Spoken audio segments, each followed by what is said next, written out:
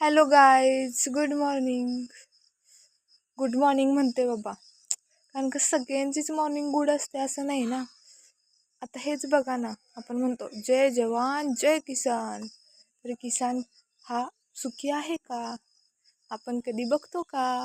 नाही. का बाबा? त्याला तर सगळं भेटतंय, पाणी भेटतंय, चांगलं बियाणं भेटतंय, एवढी सगळी खतं भेटतायत, तरी किसान खुश नाहीच आहे. काहीतरी प्रॉब्लेम असेल बरं का.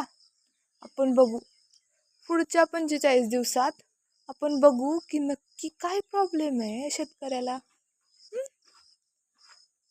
कारण का आता जे तुम्ही मागं बघताय ते शेतात थोडंसं पाणी अजून असतं, तरी पण शेतकऱ्याला पेरणी करावी लागलीच असते ना.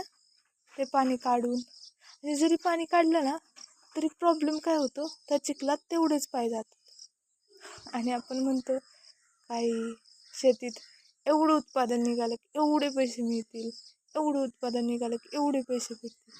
तर पैशामागचं कष्ट ना आपण कधी बघितलेलं नसतं. आपण या 45 दिवसात तेही बघू.